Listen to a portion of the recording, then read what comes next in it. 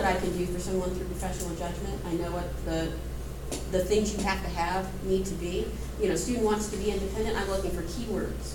And it's easy for me to miss everything else that they're saying because I know I can only do something about a fraction of what they're trying to tell me. And how many people know that you learn a lot more than you need to know whenever you get into school? And so you're trying to sift through for what can I do, what can I help? It's sort of like men are from Mars, women are from Venus, and you know about this, and they say, this is very stereotypical.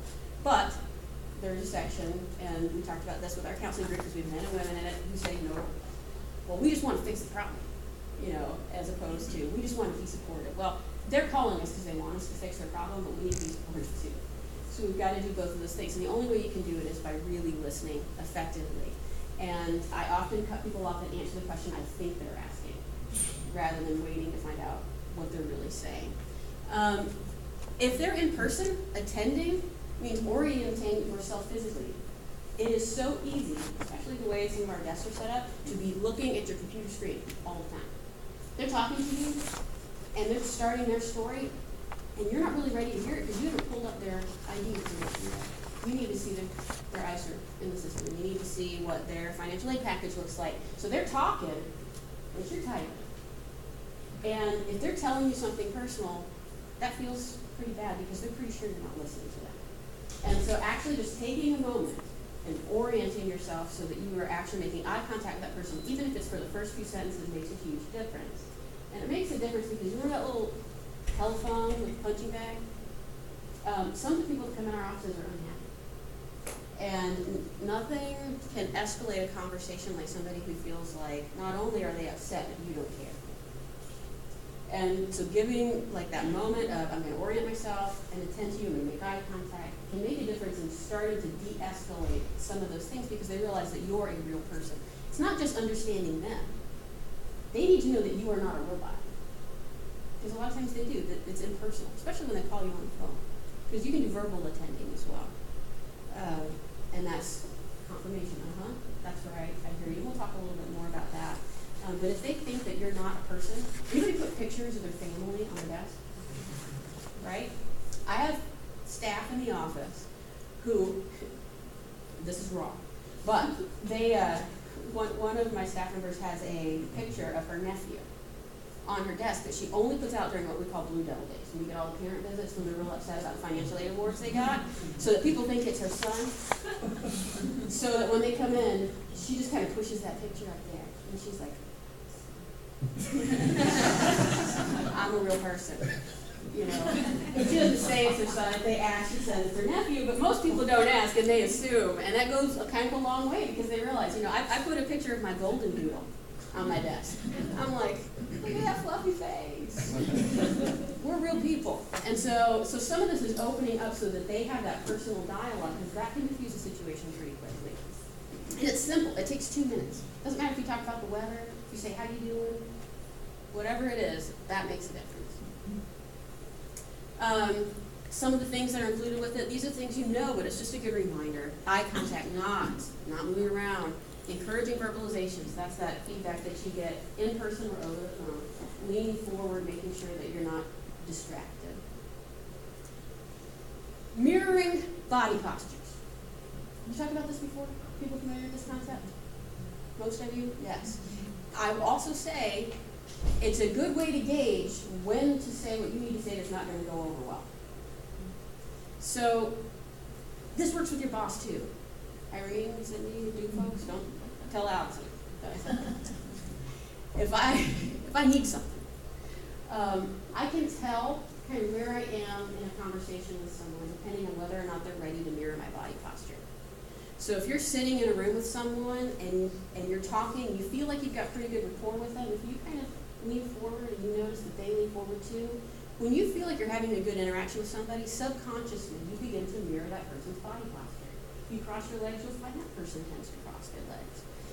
On the other hand, if something's not going over well and you lean forward and they lean back, they're uncomfortable. They're not in rapport with you. And so a lot of times when you break that ice with that initial attending, you can get a sense of subconsciously how comfortable they feel with you depending on whether or not they do it. And you can try it. Have a conversation with them. Lean forward or lean back, cross your legs. See if that person mirrors your body posture, and if they do, your conversation has a much higher likelihood of being successful than if you don't see that happening. And you may not be able to get to a place where that happens, but if you want to take a couple more minutes to see if you can develop that rapport, it will go a lot better. And I know this to be true. It is true that I do it a lot with people, and it's just because I want to make sure that whoever I'm talking to is in a place where they're comfortable to open up, or comfortable to hear what I have to say. So it's worth trying. The second thing that we want to talk about is empathy. The ability to perceive another's experience and then to communicate that perception back to the individual to clarify and amplify their own experience and meaning. That's a long explanation of saying, make sure people know that you get it, that you really get it. So when Chris comes in your office and he says, my mom lost her job, one of their first responsibilities is calling you Chris, and secondly, it's to make sure that Chris knows you care. And it can be one sentence, but Chris has to know that. Or anything else you say is going to be heard as well. Because there's a lot of things going on in Chris's head that the person doesn't understand me. And so even if you're giving the right information, they're not going to soak it up. Does that make sense? And some of the ways that we do this is by using this verbal and nonverbal attending and paraphrasing. We're all familiar with this, right? To have good relationships, we be able to paraphrase. We really do need to be able to do that. One, make sure you understood the question correctly. Because I will say, a lot of times I think I've heard their question, and when I ask it back to them, I learn that that's not really what they needed to know. And so coming back at them and saying, all right, let me see. So you've got, it sounds like you're saying this. Let me see if I understand. Your mom was laid off when? Let me get the facts, let me get the details. And if you're communicating that in an empathetic kind of way, it'll go a lot further. This does not mean you've helped the student yet, but it means that when you get to a place where you can, you'll be able to hear you. The third major principle in counseling is going to be genuineness, which I'm not sure is the actual word, but it's in a textbook, so I'm assuming that it is. But it's talking about being yourself. People don't want to believe you're a robot. You ever get a customer service rep on the phone and you can tell they're reading a manual? You know, like you say something, or you get online with a chat and you can tell it's a macro and they just threw it out, like, hope you're having a good day. And you're like, you couldn't have typed that fast, so you don't, I don't know. You say that to everyone. You tell all the girls that. So, you want somebody to be genuine. You can't wind us up. And that's one of the things that we're not good at. We know what we're supposed to say. When you answer the phone, it's the same string of good morning. It's, you go into it. And you've said the same thing to 50 other people a lot, especially if you're on the front line phone. So being able to take a step back and being genuine with someone else matters. And make sure your words and your behaviors are congruent. So we do have a manual for folks who are going to be our kind of rotating frontline staff about this is how you greet someone, this is what you say when this happens, just some guidelines for people. And they can say them, but tone matters. Everybody knows tone matters, and you can tell tone on the phone really easily. Email, a little harder, but the phone, you can. And the counselor that we had come in and talk with our group, one of the things they said, and some of the people really did it, and it looks ridiculous. So I don't like to watch people talk on the phone all the time. But they put mirrors at their station so they can see their face while they talk. Because people can tell when you smile when you talk. You can hear someone, it changes the way your tone sounds when you smile when you talk. And they look ridiculous. Good morning. How are you doing? But it sounds different than probably the way honestly we feel a lot of times with the same question. Something to think about. If you are saying the nicest thing in the world and you don't act like it, it's not going to go over. Nobody believes you. And being believed, being genuine matters. Concreteness. This one is exceptionally important. Being specific, focused on facts and feelings of relevant concerns, while avoiding tangents, generalizations, abstract discussions. How many of you have been on the phone or in the office with someone who's ready to go down one of these? I have a lot of people who are mad at the financial aid system. It is at its basis they believe to be unfair and targeting them and punishing them somehow. And why are all these nebulous people getting money and I'm not? the question comes up a lot, or not as much as they want. And they end up talking about Congress and politics and all kinds of things that really aren't relevant to our discussion. You can't necessarily keep them from going down the path, but please don't go down the path with them. What we usually tell our staff to do is to say, you know what, I understand it's very frustrating. But what I really want to talk about today is what can I do here in my office? I'm sorry I can't influence those factors today. What is it that you need from us? Knowing our constraints with regulations, what is it that you would like us to do? And if I can help you, I certainly will. And if I can, I'll give you the best information I can. Trying to stay very specific will keep some of those conversations from getting to here. If you just say, this is what I can do, and this is what I can do. So you identify the specific problem, remind them of the task at hand, use a here and now focus. A lot of times, again, we get to their histories, we get to their futures, we really got to only talk about today. The good thing is methodology is based on just today, so that really is the only relevant conversation you can have with them. Information giving and problem solving. So we do need to give them facts at some point. We've made them comfortable, but now we need to relay the information. It's really important that the information you give them is right. So in fairness to our profession, the reason that you don't see counseling on the agendas of all of our conferences is because we have so many regulations and points of data, and there's so much training.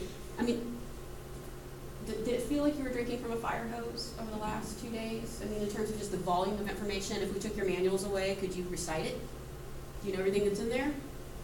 No, it's nuts how much stuff. And they change it on us every year, sometimes in the middle of the year. So we have to spend our time on the regulations, but that is actually the bare minimum requirement to be in our profession. That's just the base. You have to know the regs. You have to be able to get it right so you can give people right information. But to be good at this profession, you need everything else. And it's what makes it meaningful and worthwhile. Most people don't. How many of you decided, I'm going to be in this profession because I love regulations and I just really wanted to do math?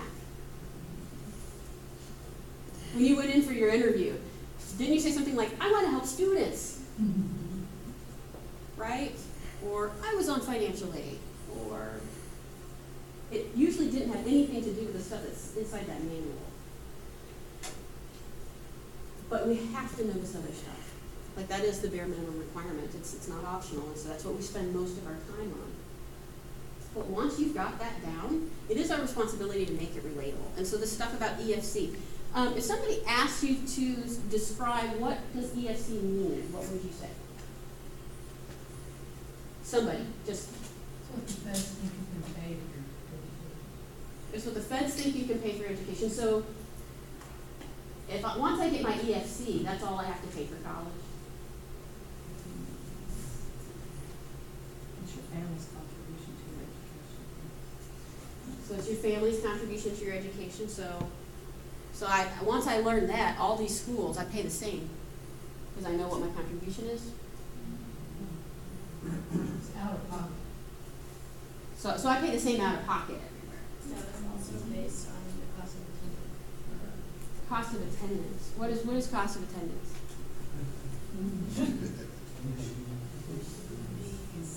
So that's what I'm billed? Is that my bill? Do you see what I'm saying? This stuff is not what we think it is. It's not that easy. The language that we use to relate this requires a definition. We actually have a dictionary on our website of financial aid terms because we realize what we're saying has to be defined. And if you have to define what you're trying to give people as basic information, we have already lost. So the only way we're going to be able to do it successfully is by not using these terms. We have to, right? Because, the FAFSA uses them, the federal government uses them, they're going to hear them. But we need to be prepared to explain them and explain them well. And I think we've just seen that's really hard to do, isn't it? It's easier to do through analogies. But not analogies like you have to have the key to the main door in order to get in the bedroom. That's not a good analogy. But we need good analogies, something that they can relate to. And the problem is, and the reason I used that example earlier, it depends on who you're talking to. Everybody has a different frame of reference, which is why this initial getting to know you stuff is actually really important. For why I've got to fill out the FAFSA and what EFC means, depending on who I'm talking to, one of the things that I will say is if I'm talking to a parent, and I'll know this because we get this information on the profile, if they own a home, if they've ever gone through a mortgage application process, then I got some analogies for you. You know how because they want to know, why do I have to turn in all this information and what does it even mean? And we say, you know how when you applied for your home loan, and they asked you for what seemed like a ridiculous amount of information, asked you about everything you'd ever done. And then they took all those numbers and sent them somewhere behind some screen, like the Windows box, and then they popped back out and they said, this is how much house you can afford? Based on everything we know about you. That's kind of what the FAFSA is doing. They're going, this is about how much college we think you can afford.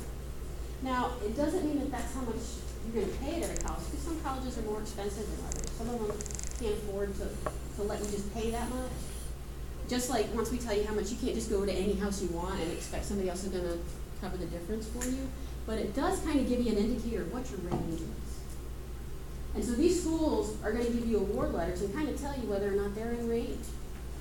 You know, so you think you can afford that. Now, just like with your mortgage loan, especially back before the crash, they come back with some number that you should never spend. They come back and say, oh, you're approved for X number of dollars. We had a housing bubble. That was a bad idea. But they're approving people for more money than they ought to. Sometimes I know that EFC comes back and it looks like a bigger number than you're actually ready to pay. We know that. And that's why we do have student loans and things to try to help you meet that. But it will help you at least have a guide so you know whether or not you can afford to go to those schools. Because what we don't want you to do is go into terrible debt in order to do it. It kind of just gives you a marker. It lets us know what programs you'll qualify for. Now, somebody that's bought a home gets that analogy. Somebody who's never bought a home, might not need it. So you've got to look at who you're talking to.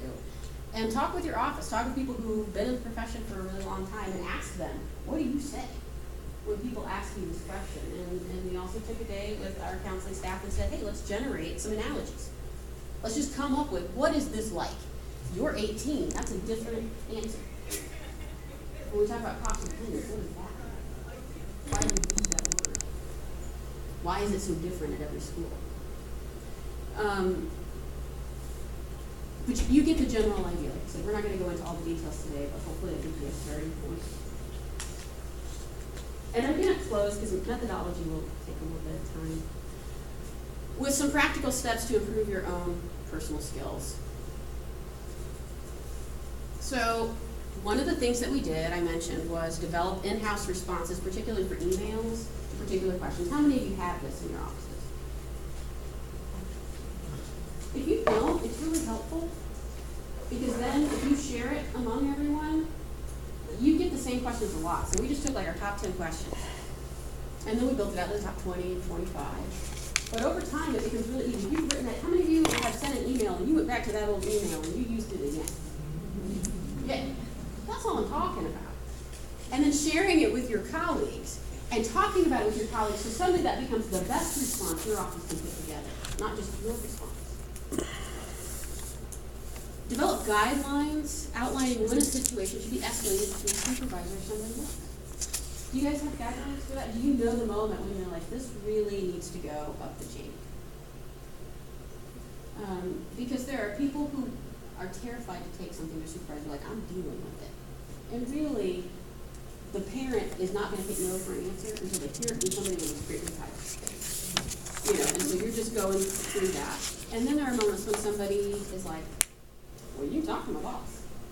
And that's one of the first answers they say. And so developing those makes a difference. And ensure staff are trained to provide correct answers. so that everybody has this. If you don't have a shared manual to what is the correct answer to these common questions, everyone needs to know it. All the options